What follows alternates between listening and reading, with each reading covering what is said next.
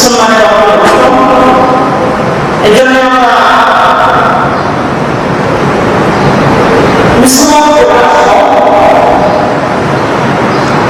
এরপরে ঈদের দিনে গোসল করে আসা, তারপরে সাতসজ্জা এই নয় ইসলামের সাপোর্ট করে না, সেটা করবো এমন ইসলাম যে সাতসজ্জাকে সাপোর্ট করে, ইসলাম যে সাতসজ্জাকে সমর্থন করে এমন সাথে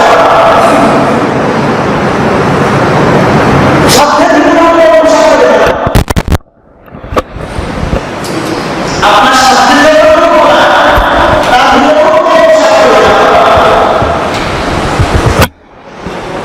আপনি উত্তম আপনার জায়গা আছে ছেলেবেলা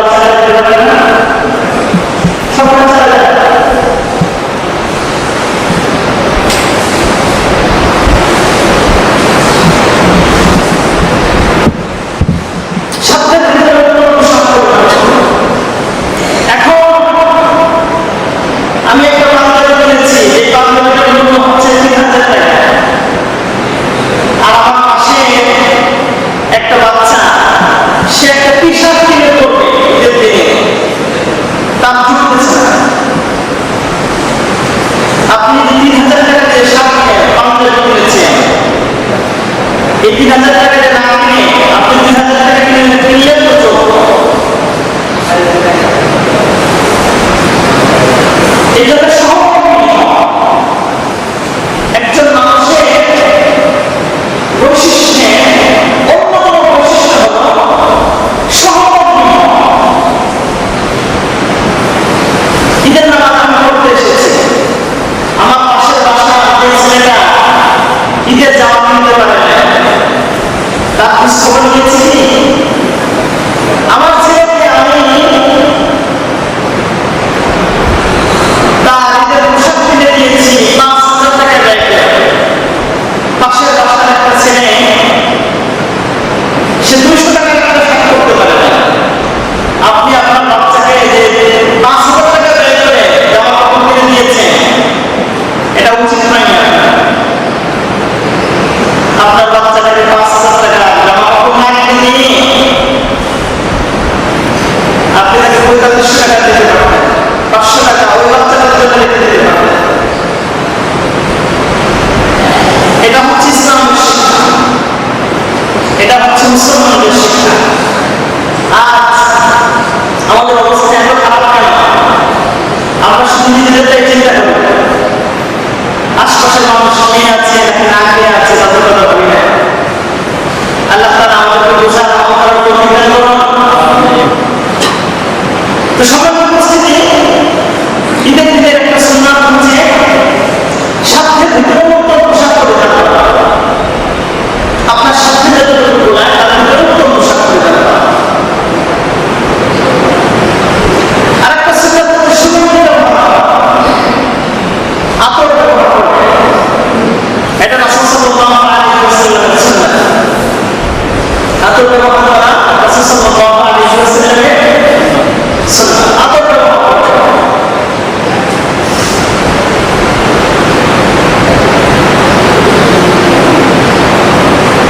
আর একটা সুন্নাত হচ্ছে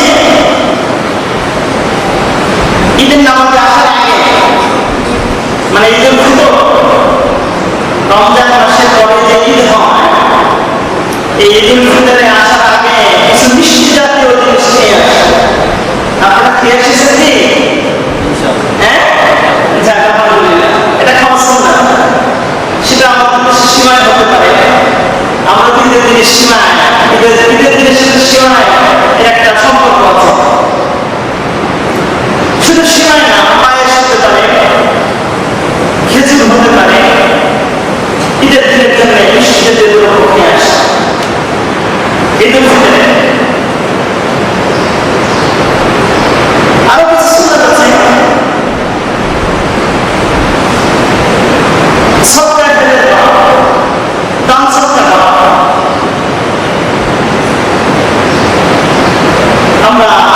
তোমরা দানের হাত বাড়াও। যাদের উপর যাকাত ফরজ না, এরা নফল দান সৎকা করতে পারে। নফল দান সৎকা করলে আল্লাহ তাআলা এই ব্যক্তির উপর থেকে বিপদ আপদ দূর করে দেন। এই জন্য নফল দান সৎকা করতে পারে।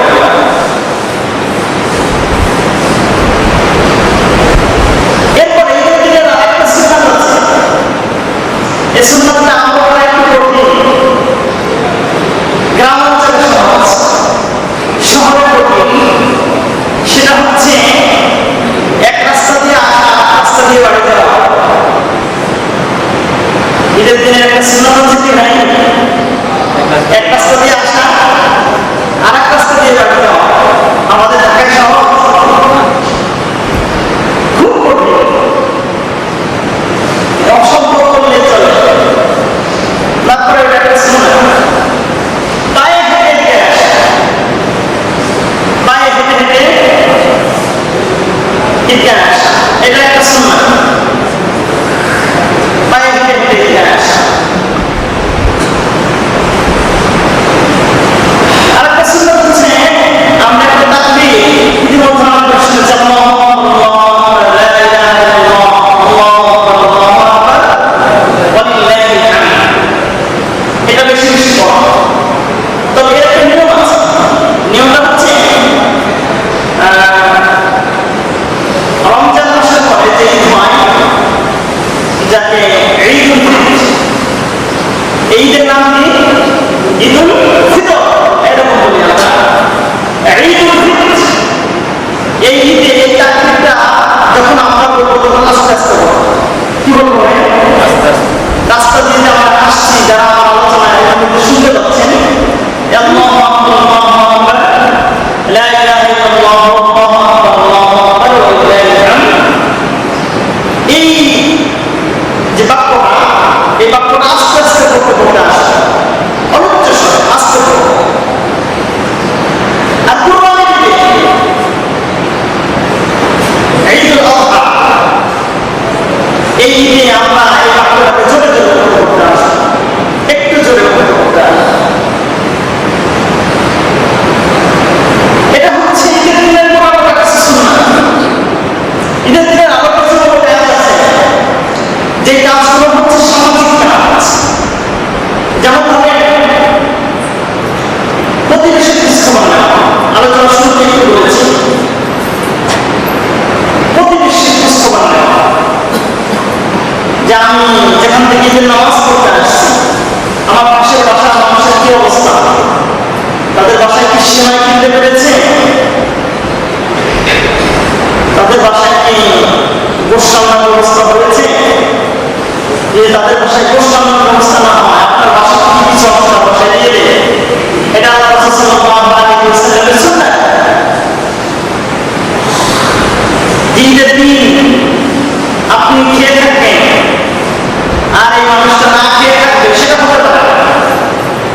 এটা কোনো মুসলিম কাজ হতে পারে না, মুসলমান সমাজের একটা কাজ না। আল্লাহ তাআলা আমাদের সবাইকে আমল করার তৌফিক দান করুন। সমান পরিস্থিতি, এই জন্য আমরা প্রতিবেশী খোঁজখবর নেব। এটা হচ্ছে ঈদের দিনের কিছু কাজ। আজকে আমরা রমজান মাসের দিকে রোজা রাখার পর আজকে যে আমরা ঈদের দিনে এসেছি, এই ঈদের দিন হচ্ছে পুরস্কার বিতরণের দিন। রমজান মাসে রোজা রেখেছে, আল্লাহ তাআলা আপনাকে ঈদের দিনে পুরস্কার দেবেন, পুরস্কারের ঘোষণা দিয়েছেন আল্লাহ তাআলা। সেটা হচ্ছে আপনারা যারা আমরা যারা ঈদের মাঠে এসেছি, আল্লাহ তাআলা ফেরেশতাদেরকে লক্ষ্য করে বলছেন, হে ফেরেশতারা, আমার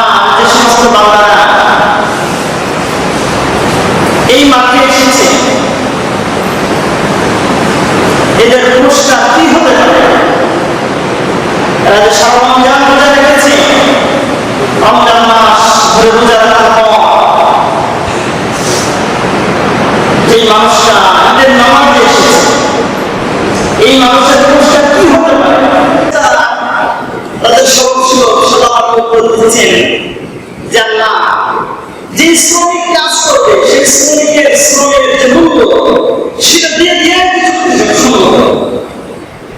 আল্লাহ তাআলা ফেরেশতাদেরকে লক্ষ্য করে বলেন যে আমার ইজ্জতের কসম ওয়া ইজ্জতি ওয়া জালালি ওয়া কারামতি, আমার ইজ্জতের কসম, আমার বরকতের কসম, আমার সম্মানের কসম, যে সমস্ত মানুষেরা রোজা রেখেছে সারা রমজান রোজা রাখার পরে আজকে ঈদের নামাজে এসেছে, এই রোজা রাখার বরকতে আমি তার সারা জীবনের সকল গুনাহ ক্ষমা করে দেব। সুবহানাল্লাহ।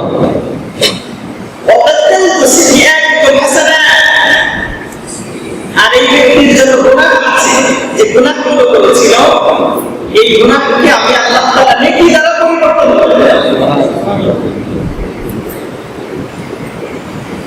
এজন্য আমরা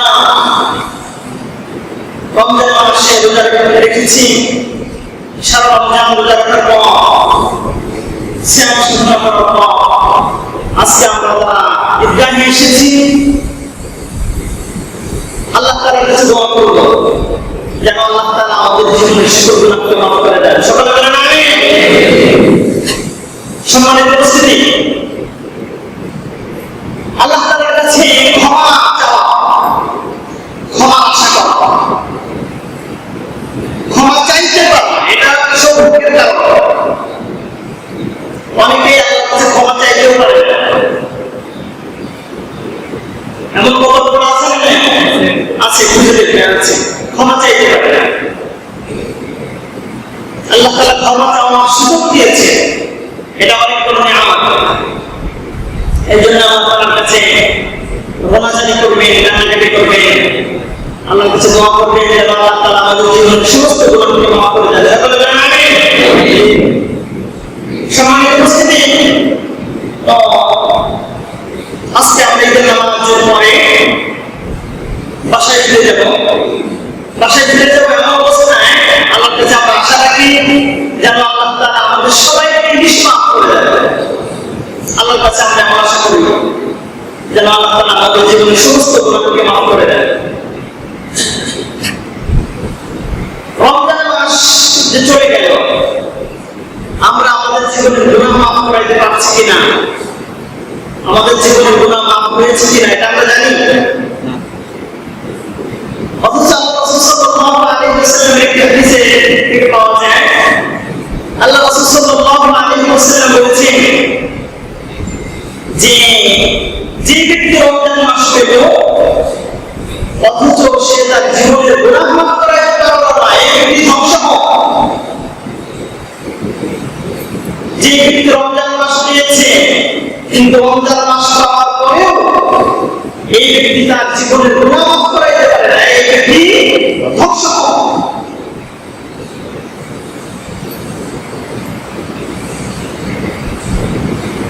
আল্লাহ কাছে দোয়া করি, আল্লাহ তুমি আমাদের জীবনের সমস্ত গুনাহ মাফ করে দাও। সকলে বলেন আমিন।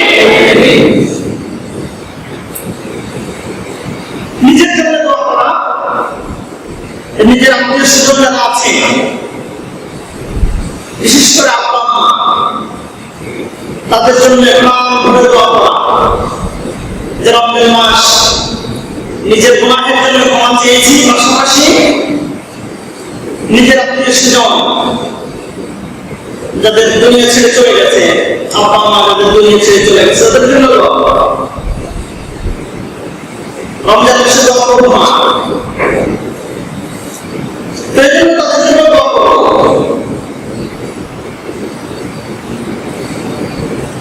রমজান মাসে গুনাহ মাফ না হয়, রমজান মাসে আমার গুনাহ যদি আমি মাফ না করাইতে পারি, তাহলে ঈদের দিন আমার জন্য কোনো আনন্দের দিন নয়।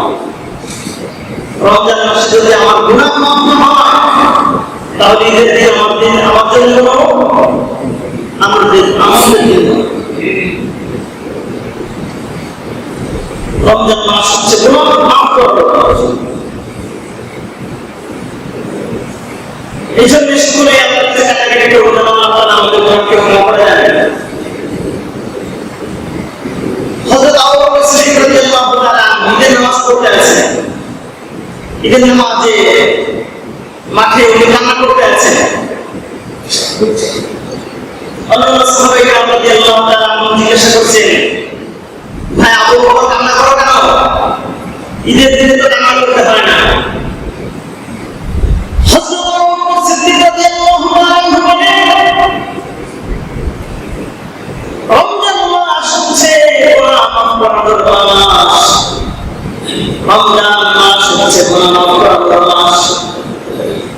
আমার এই রমজানে যদি আমার জীবনের গুনাহ মাফ না করাইতে পারি আমি, তাহলে ঈদের দিন আমার জন্য আনন্দের দিন হতে পারে না।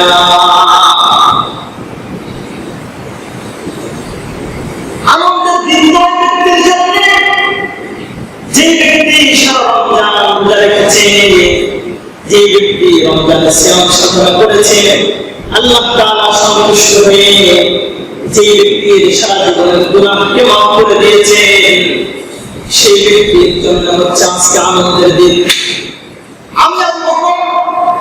আমি তো জানি না যে আল্লাহ তাআলা আমার গুনাহ মাফ করেছেন কিনা, এই জন্য এই ভয়ে আমি কান্না করতে আছি,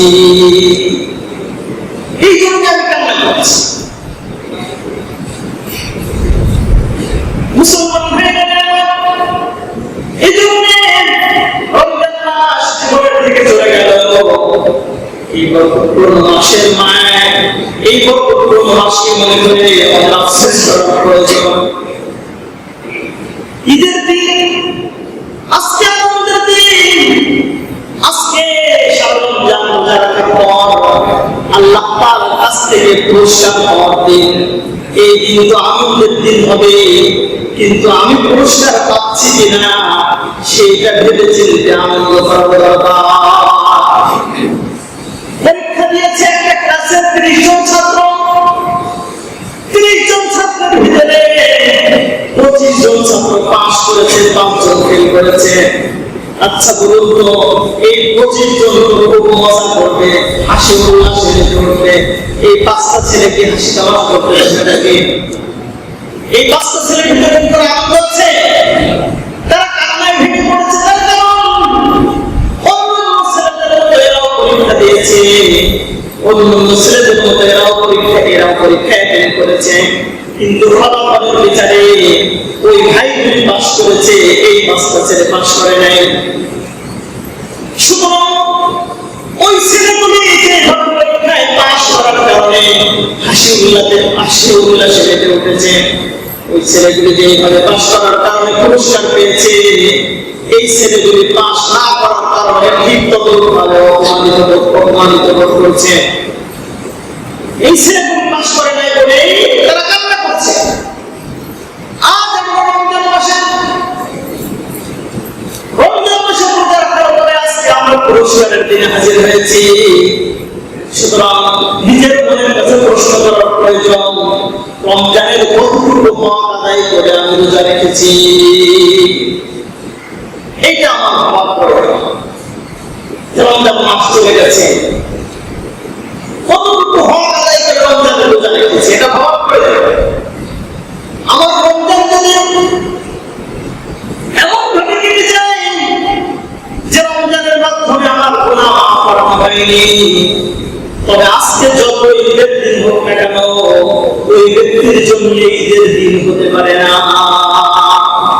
ঠিক না? এই জন্য আপনারা আমাদের সকলে সচেতন হওয়া প্রয়োজন, খুব বেশি সচেতন হওয়া প্রয়োজন যে আমরা যে সারা রমজান রোজা রেখেছি, কতটুকু হক আদায় করে রমজান রোজা রেখেছি। শুধুমাত্র সকাল থেকে সন্ধ্যা পর্যন্ত না খেয়ে থাকার নামে রোজা নয়। রমজান মাসে সকাল থেকে সন্ধ্যা পর্যন্ত না খেয়ে তো আরো অনেক মানুষ থাকে না? হিন্দুরাও তার বাপ পড়ে গেলে সকাল থেকে সন্ধ্যা পর্যন্ত উপোস থাকে, সেটাকে কি রোজা বলে? সেটাকে কিন্তু রোজা বলে। রোজা হওয়ার জন্য শর্ত হলো সকাল থেকে সেহরি খাওয়ার পর থেকে মাগরিবের আযানের আগ পর্যন্ত যেইভাবে পানাহার থেকে মুক্ত থাকা, ঠিক ততভাবে নিজের লজ্জাস্থানকে হেফাজত করা,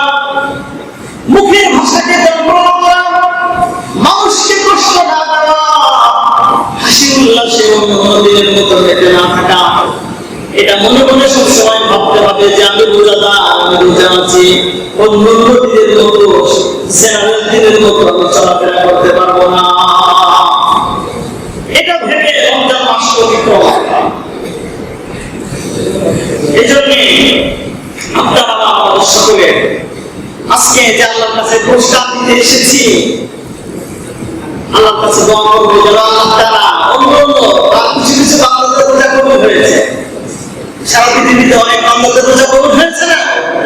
আশা করি অনেক বান্দাদের রোজা কবুল হয়েছে। আল্লাহর কাছে দোয়া করি, আল্লাহ তুমি রহমানুর রহিম, তুমি তো দয়ার সাগর, তোমার তো দয়ার শেষ নাই। যে সমস্ত মানুষদেরকে তুমি পুরস্কার দিলা, ওদের সাথে সাথে আমাদেরকেও তুমি পুরস্কারের ব্যবস্থা করে দাও, এমন দোয়া করো। দেখবেন আমরা যারা শিক্ষার্থীদের পরীক্ষার খাতা দেখি,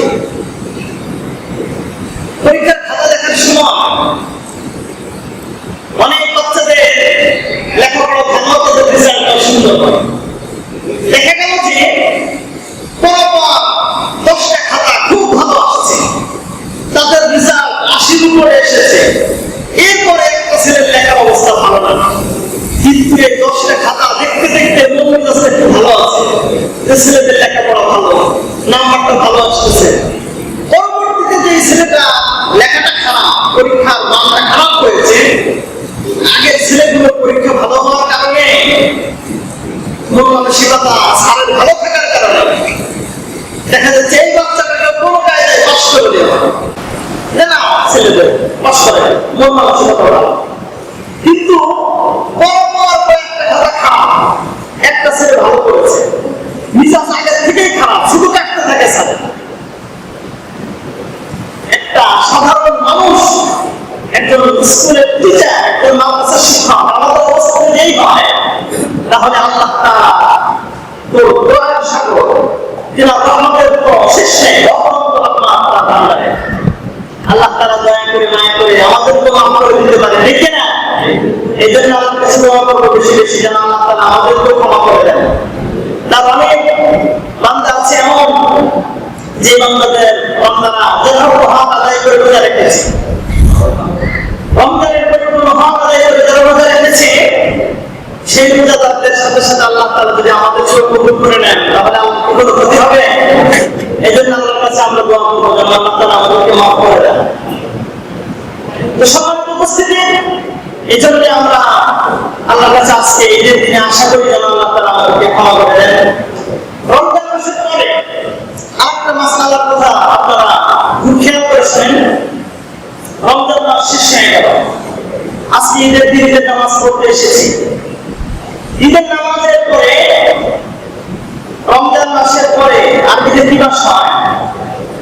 হ্যাঁ, শাওয়াল মাস। কি মাস? শাওয়াল মাস। এই শাওয়াল মাসে 6টা রোজা রাখা। কয়টা রোজা রাখা?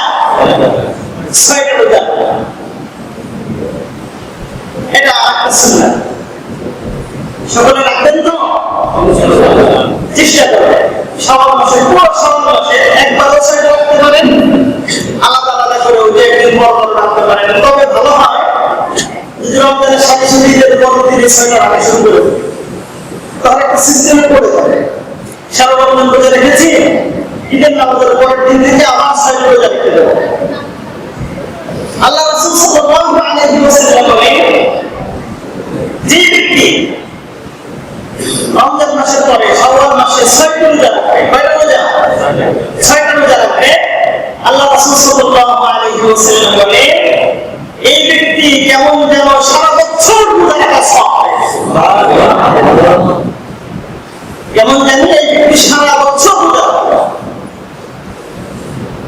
সারা বছর রোজা রাখলে যে পরিমাণ সওয়াব, শাওয়াল মাসে যদি কেউ 6টা রোজা রেখে দেয়, তাহলে আল্লাহ তাআলা সারা বছর রোজা রাখার সওয়াব। এই জন্য আমরা সকলে সারা রমজান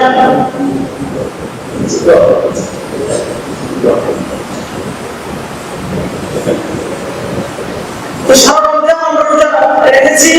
রোজা রাখার পরে এখন আমরা ঈদের নামাজ পড়ে বাসায় চলে যাব। বাসায় চলে যাওয়ার পরে রমজানের যে শিক্ষা আমাদের মধ্যে ছিল, এই শিক্ষাটাকে আমরা ধরে রাখবো। সারা রমজান যেভাবে আমরা বিড়ি মুক্ত ছিলাম, অনেকে বিড়ি রমজান মাসে ছেড়ে দিয়েছে, রমজান মাসের পরে আর বিড়ি খাবো না এমন নিয়ে করতে পারতে হয়। গতকাল এখানে গিয়েছিলাম আমি, সেইখানে গিয়ে দেখি গতকাল তরুণ যাচ্ছিল সব মানুষের, দেখলাম একটা পর্দা আলাদা, আমি হেঁটে যাচ্ছি, আমার হচ্ছে কিন্তু ওদিকে চোখ পড়ে গেছে, দেখলাম যে অনেকগুলি মানুষ তার ভিতরে কাঁদছে। ওই ব্যক্তির জন্য কি আজকে ঈদের দিন? হ্যাঁ, ওই ব্যক্তি ঈদগাহে আসা নিষেধ, ওই ব্যক্তি কেন ঈদে আসবে?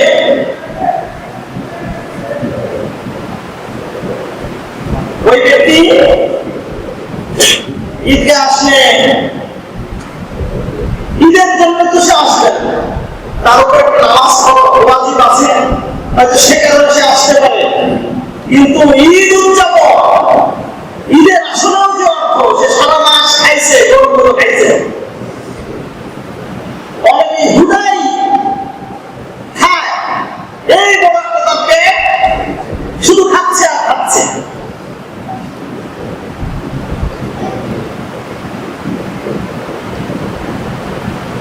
এই সমস্ত মানুষগুলি যারা নিজেদের শরীর পাওয়ার জন্য, স্বাস্থ্য ঠিক রাখার জন্য রমজান মাস রোজা রাখে না, এদেরকে গরুর সঙ্গে তুলনা করলে কি অবস্থা! অনেক মানুষ হোটেল রেস্তোরাঁর ভিতরে যদি চোখ পড়ে, সারাদিন হোটেল রেস্তোরাঁয় খাবার চলছে, রান্না হচ্ছে, খাওয়াচ্ছে, তবে আল্লাহ তাআলা এই বছর অত কিছু ব্যবস্থা করে দিয়েছে। এই কিছুদিন যাবত হোটেল রেস্তোরাঁ বন্ধ ছিল, পরবর্তীতে আবার খুলে দেওয়া হয়েছে। ওই কয়েকদিনে মানুষের মোটামুটি সাইজ হয়েছে। তবে যারা অরিজিনাল বিড়ি খাওয়া, এদের বিড়ি খাওয়া বন্ধ হয় না, একেবারে যারা অরিজিনাল বিড়ি খাওয়া, ইফতারের পর দুই চারটে টানছে, সেহেরি আবার একটু আগে খেয়ে আবার দুই একটা টান মারছে, এভাবে করে তাদের বিড়ি খাওয়া চলতে আছে। এখন ওই মানুষগুলো একেবারে বন্ধ করে নেয়, এখন আবার ঈদের দিন আবার চালু করে দিলাম বিসমিল্লাহ, বিড়ি খাওয়া চলতে। এভাবে আপনি কেন সময় অপচয় করছেন, অর্থ অপচয় করছেন? বিড়ি খাওয়া স্বাস্থ্যের জন্য ক্ষতি, মানুষের খারাপ করে, আল্লাহ তাআলা অসন্তুষ্ট হন। কেন আপনি বিড়ি খান? এত বিড়ি খান কেন? এই জন্য যারা বিড়ি খাওয়া ছেড়ে দিয়েছেন রমজান মাসে, তারা একেবারে আজীবনের জন্য বিড়ি খাওয়া ছেড়ে দেয়। বিড়ি খেতে কোনো লাভ নেই, স্বাস্থ্যকে মারাত্মক ঝুঁকির মধ্যে ফেলে বিড়ি খাওয়া, মারাত্মক ঝুঁকির মধ্যে ফেলে। এরপরে আপনি খাচ্ছেন, হুদায় খাচ্ছেন, ভালো মন্দ বুঝতেছেন না, বিড়ি খাচ্ছেন। আল্লাহ তাআলা আমাদের সবাইকে হিফাজত করে, সবাই বলেন আমিন। কেউ বলতেছে না, এই আমি তো কেউ বলছে, আবার কেউ বলে না, বুঝছেন? তার কারণ ওইটা বলে মনে ভাবতেছে যে হুজুর যতই আপনি ওয়াজ করেন, বিড়ি খাওয়া ছাড়ব না। আপনি যতই ওয়াজ করেন, যে কোনো অন্যায় হোক, বিড়ি খাওয়া ছাড়ব না। এরকম অনেক পার্টি আছে, একে যদি কাবা শরীফের ইমাম সাহেব এসে ওয়াজ করে, কাবা শরীফের ইমাম সাহেব এসে ওয়াজ করতে বিড়ি খায় না ভাই, সে মাথা নাচাবে। হ্যাঁ ঠিক আছে, দেখি বুঝতে কি করা যায়। ইমাম সাহেব যখন চলে যাবে, কাবা শরীফের ইমাম সাহেব খানিক বাদে দেখবেন যে বিড়ি ধরে গেছে। কেমন যে বিড়ি খাওয়া এত, বিড়ির ভিতরে কি মজা আল্লাহ জানে। আবার কেউ বলে যে হুজুর একটা বিড়ি খাওয়া একটা আপেল খাওয়া সমান। এমন এক দল আছে বিড়ি খাওয়া আপনার খাওয়া সমান। কি বাজে অবস্থার ভিতরে আমাদের দেশ। এই বিড়ি খাইলে বিড়ির গায়েতে লেখা থাকে ধূমপান স্বাস্থ্যের জন্য ক্ষতিকর, ধূমপান মৃত্যু ঘটায়, ধূমপান স্টকের কারণ, বিভিন্ন স্লোগান দেওয়া আছে। আগে ছবি দেওয়া ছিল না, শুধু লেখা ছিল। আর এখন ছবি সহ দেয় ধূমপানের কারণে ক্যান্সার হয়, সে ক্যান্সারের একটা ছবিও দেওয়া আছে। এরপরেও দেখাচ্ছে এটা স্বাস্থ্যের জন্য মারাত্মক রকমের ক্ষতিকর। এই ধূমপানের কারণে যারা ধূমপান করে না এদের মারাত্মক ক্ষতি হয়। ধূমপান করে না ওই ব্যক্তির পাশে আপনি দাঁড়াতে পারবেন না। ধূমপানের পাশে যে ধূমপান করে না সে দাঁড়াতে পারবে না, মারাত্মক রোগ। অনেকে আছে পান খায়, পান খাওয়ার ব্যাপারে খালি ধূমপানের ব্যাপারে প্রবাস করি, পান খাওয়ার ব্যাপারে প্রবাস করি। পান খায় কিন্তু অবলম্বনরা মুখের যত্ন নেয়, পান খাওয়ার মুখ থেকে একটা বিশ্রী গন্ধ বের হয়ে আসে। এই জন্য পান খাচ্ছে রাখতে কষ্ট দেন না, মুসলমানকে কষ্ট দেওয়া হারাম। মুসলমানকে কষ্ট দেওয়া কে? আপনি অফিসে কাজ করেন, পান খান, আলহামদুলিল্লাহ খাইতে থাকেন, দিনের ভিতরে 32 টাকা, কিন্তু আপনি কাজ করবেন। আবার পানের ভিতরে তো তামাক ঢুকাচ্ছেন, অনেক বিড়ি করতে পারে হুজুর পানের ভিতরে তো তামাক ঢোকায়, ওই ভিতরে ওয়াজ করেন লেখা।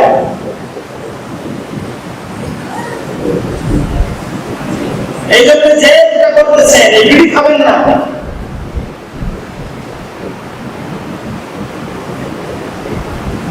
বিড়ি খাওয়া বাদ দেন।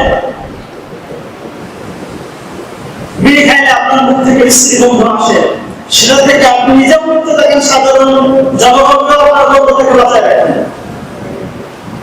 এই জন্য ভাই বিড়ি খাওয়ার পাশাপাশি পান খাওয়ার পাশাপাশি আলাদা আছে, এটা নিয়ে কি জানো?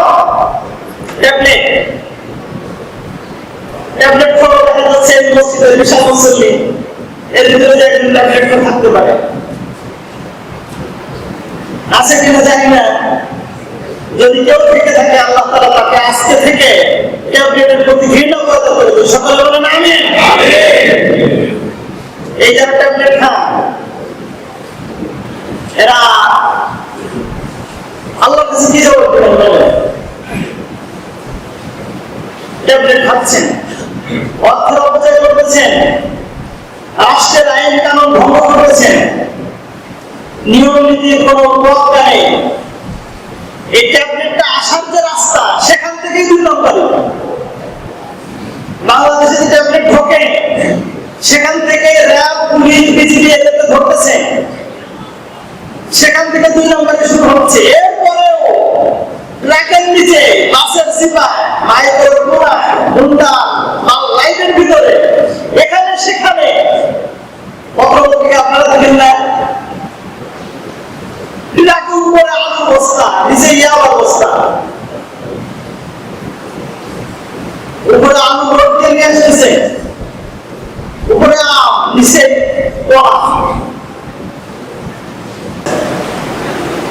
এই জন্য আপনারা এর থেকে বিরত থাকেন। এই গাঁজা, ইয়াবা এগুলো যারা আমরা খাচ্ছি এরা এদের স্বাস্থ্যের মারাত্মক ঝুঁকির ভিতরে। সর্বোপরি একটা বিষয় আপনাদেরকে বলি, যখন আজরাইল আলাইহিস সালাম মানুষের জান নেন, জান নেওয়ার সময় কোন ফেরেশতা দুর্গন্ধ সহ্য করতে পারে না। আল্লাহ তাআলা ফেরেশতাদেরকে বানাইছেন পুরো পবিত্র করে। তারা মানুষের জান নেন, মানুষের আত্মাকে যারা নেন, নেক বান্দাদের আত্মা, সমস্ত ভালো ভালো ফেরেশতারা নেন। ওরা কোনো গন্ধ সহ্য করতে পারে না। পক্ষান্তরে যে সমস্ত মানুষ সিগারেট খাওয়ার, বিড়ি খাওয়ার, মুখের ভিতরে অল টাইম সিগারেটের গন্ধ আসে, এই সমস্ত মানুষগুলি সিগারেট খাইতে খাইতে যারা গন্ধ বানায় ফেলছে নিজের কাছে, ভালো ভালো ফেরেশতাদের কাছে এই জন্যই আপনারা সকলেই সচেতন হবেন। আপনারা হয়তো কষ্ট পেতে পারেন যে হুজুর সিগারেটের বিরুদ্ধে এত বলতেছেন কেন। ভাইয়া, যার সমস্যা সমস্যা যেখানে আলোচনা সেখানে একটু করতে হবে, ঠিক না? সমস্যাটা এটা বর্তমানে আমাদের দেশ মারাত্মক ঝুঁকির ভিতরে। এই জন্য সিগারেট বিড়ি থেকে আপনারা সকলেই সচেতন হন, এটা হওয়ার দরকার নেই। তো যাই হোক, আমরা এখন যতটুকু সময় সামনে আছে আমাদের, এতটুকু সময়ে আমরা নামাজ কিভাবে পড়বো? আমরা অনেকেই ঈদের নামাজ পড়ার নিয়ম পদ্ধতি অনেকে ভুল করি। সেই বিষয়টা সম্পর্কে বুঝবো, জানবো, এরপর আমরা সময় মতো নামাজে দাঁড়িয়ে পড়বো। এক নম্বর, ঈদের নামাজ পড়ার জন্য, যে কোনো নামাজ যে কোনো ইবাদত পড়ার জন্য সর্বপ্রথম নিয়ত করতে হবে। আমরা নিয়ত করা নিয়ে খুবই খেয়াল করে শুনবেন, খুব খেয়াল করে শুনবেন। একটা হাদিসটি খুবই আলোচিত। ইন্নামাল আমালু বিন্নিয়াত। আমরা অনেকে জেনারেল শিক্ষিতরা এই হাদিসটা জানি। ইন্নামাল আমালু বিন্নিয়াত, যে আমলের ফল পাওয়া না পাওয়া এটা হচ্ছে নিয়তের উপর নির্ভর করে। আপনি এই আমলের ফলাফল পাবেন কিনা এটা নির্ভর করে কিসের উপরে? নিয়তের উপরে। যেমন ধরেন, আপনি নামাজ পড়তে আসছেন, আজকে ঈদের নামাজ পড়তে আসছেন। এই ঈদের নামাজ পড়তে আসছেন আপনার আব্দুর বকরির ভয়ে, সওয়াব পাবেন। ঈদের নামাজ যদি না পড়ি তাহলে আব্বুর বকবে। যাইতে চাইছিলাম একটু নবীনগর লাফালাফি করার জন্য, কিন্তু আব্বা আর আম্মার বকরির ভয়ে নামাজ পড়তে চলে আসছে। তাহলে কিন্তু সওয়াব পাওয়া যাবে না। আব্বা আম্মা বকবে, এটাই তো তাদের কাজ, কিন্তু নামাজটা পড়তে হবে কার জন্যে? আল্লাহর জন্য। কার জন্যে? আল্লাহর জন্য নামাজ পড়তে হবে। আব্বা আম্মাকে হিদায়াত করার দরকার, হিদায়াত করছে, কিন্তু যখন মসজিদে আসছি তখন তওবাতিল্লাহ পড়ে একেবারে পাক্কা নিয়ত করছি নামাজ পড়বো কার জন্যে? আল্লাহর জন্য। রোজা রাখবো কার জন্যে? আল্লাহর জন্য। সব ইবাদত করবো কার জন্যে?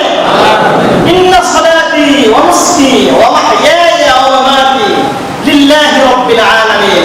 নামাজ, রোজা, হজ, যাকাত যা কিছু করবো সব কিছু কার জন্য করবো? আল্লাহর জন্য করবো। নিয়ত থাকতে হবে পাকা। নিয়ত যদি পাকা হয়, নিয়তটা 100% খাঁটি, এই পাক্কা নিয়ত করলে এই নিয়তের বদৌলতে আল্লাহ তাআলা আপনার ইবাদতটাকে সহজেই কবুল করে নেবেন। একটু ভুল হয়ে গেছে, কিন্তু এটা করছি একমাত্র আল্লাহর জন্য। আল্লাহ তো মনের খবর রাখে, ঠিক না? তিনি দেখবেন যে আমার বান্দা তো আমার জন্যই করছে, মানুষ হিসাবে একটু ভুল হয়ে গেছে, কবুল করে নেবেন। একটা হাদিসে দেখেন, আখলিস দীনাক ইয়াকফিকাল আমালুল কলিল। আখলিস দীনাক ইয়াকফিকাল আমালুল কলিল। তুমি তোমার ঈমানকে খাঁটি করে ফেলো, অল্প আমলেই তোমাকে জান্নাতে নিয়ে যাবে। আমল অল্প কিন্তু ঈমানটা খাঁটি। এই জন্য বলতেছিলাম সর্বপ্রথম নিয়ত করতে হবে, কিন্তু নিয়ত মানে কি? নিয়ত করা নিয়ে আমাদের দেশের ভিতরে একটা ঝামেলা আছে। সেই নিয়ত করাটা নিয়ে একটু আলোচনা করি।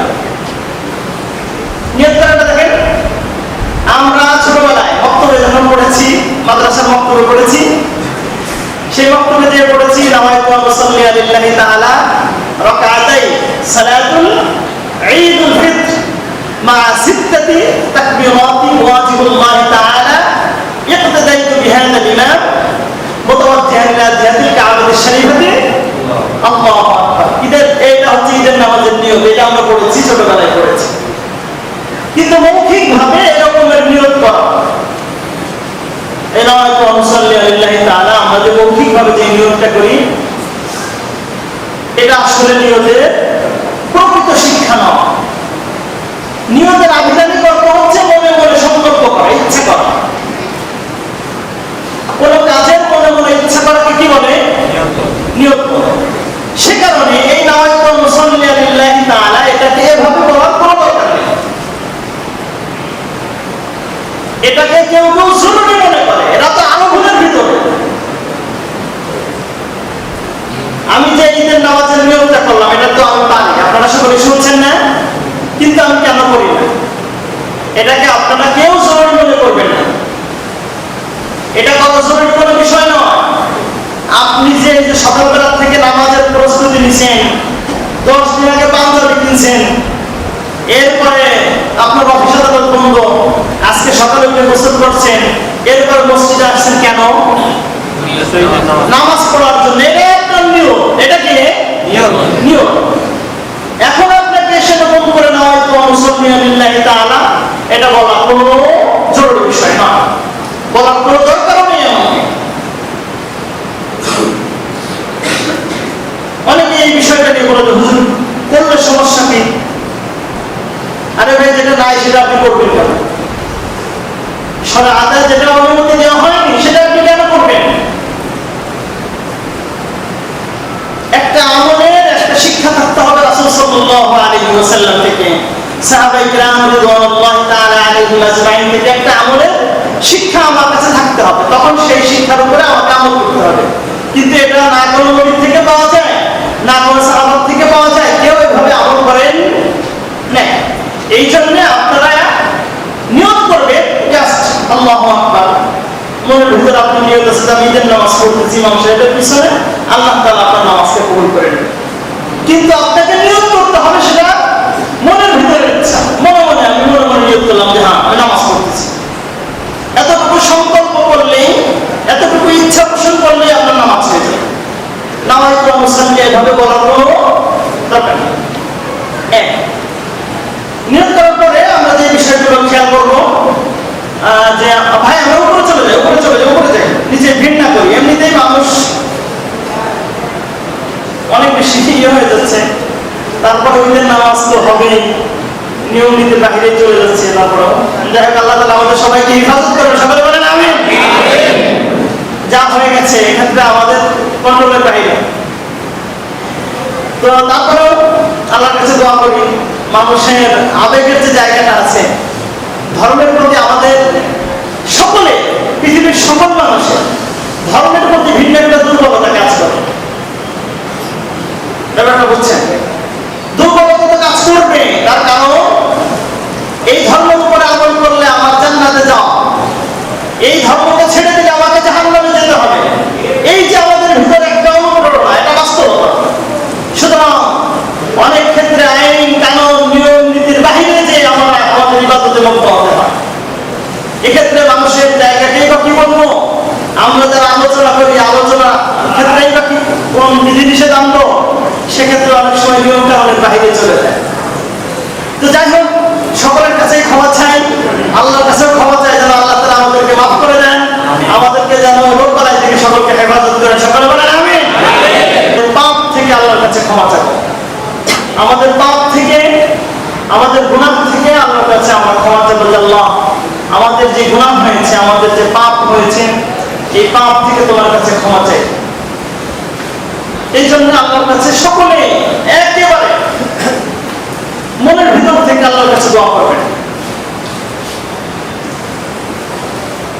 নিজেদের সবটুকু আল্লাহর কাছে, নিজেদের দুর্বলতা আল্লাহর কাছে শেয়ার করবেন, আল্লাহর কাছে বলবেন যে আল্লাহ এটা আমাদের দুর্বলতা, এ কারণেই আমরা হয়তো এই বিপদে পড়ে আছি। আল্লাহর কাছে যদি দোয়া করেন আল্লাহ তাআলা অবশ্যই অবশ্যই আমাদের দোয়াকে কবুল করবেন, আল্লাহর কাছে আমরা আশা রাখি। এই জন্য সকলে একবারে কায়মুল্লাহকে আল্লাহর কাছে দোয়া করব যেন আল্লাহ তাআলা এই মহামারী থেকে সারা বিশ্বকে হেফাজত করেন। দেখেন এই মহামারীর কারণে আজ আমরা মসজিদে এসেছি, সেখানেও কত বিধিনিষেধ, অনেক বিধিবিধান আছে না। মাদ্রাসা সারা বাংলাদেশে, সারা দুনিয়া সব মাদ্রাসা বন্ধ। একটা কথা হিসাব করেছেন, এই মাদ্রাসাগুলোতে কোরআনের শিক্ষা হয়, হাদিসের শিক্ষা হয়। কোরআন হাদিস না থাকলে আমরা অন্ধ হয়ে যাব। কোরআন হাদিস আছে বলেই আজ আমরা সুন্দরভাবে জীবনযাপন করতে পারি। কোরআন হাদিস আছে বলেই আজ মসজিদগুলোতে আযান হচ্ছে। কোরআন হাদিসের তালিম যদি না থাকে, কোরআন হাদিসের দাওয়াত যদি না থাকে, এক সময় এরকম চলতে পারবো না আমরা। এই জন্য আমরা সারা দুনিয়া মাদ্রাসাগুলোর জন্য আল্লাহর কাছে দোয়া করবো যেন আল্লাহ তাআলা মাদ্রাসাগুলোকে খোলার ব্যবস্থা করে দেন। শুধু মাদ্রাসাই নয়, স্কুল কলেজ ইউনিভার্সিটিতে লেখাপড়া হয়, ঠিক না? এই যে স্কুল কলেজগুলো বন্ধ, আমাদের ভাই বোন, আমাদের ছেলে মেয়ে এরা শিক্ষা বঞ্চিত হচ্ছে। বিভিন্ন রিপোর্ট, আমি কয়েকদিন আগে একটা রিপোর্ট দেখলাম যে 30% ছেলে মেয়েরা স্কুল থেকে বিমুখ হবে। যে অবস্থা, এ কারণে আমাদের দেশ, আমাদের সমাজ সামনে ঝুঁকির মধ্যে পড়ে যাচ্ছে। এই জন্য সকলেই আমরা দোয়া করব যেন আল্লাহ তাআলা এই মহামারীকে দ্রুত দূর করে দেন। আল্লাহ যদি দূর না করেন তাহলে আমরা কিন্তু ইচ্ছা করতে পারবো না। বর্তমান বাংলাদেশের অবস্থা তো দিন দিন অবনতি হচ্ছে। গতকাল 28 জন, তাই না? গতকাল কত জনের মৃত্যু গেল? 28 জনের মৃত্যু হয়েছে গতকাল।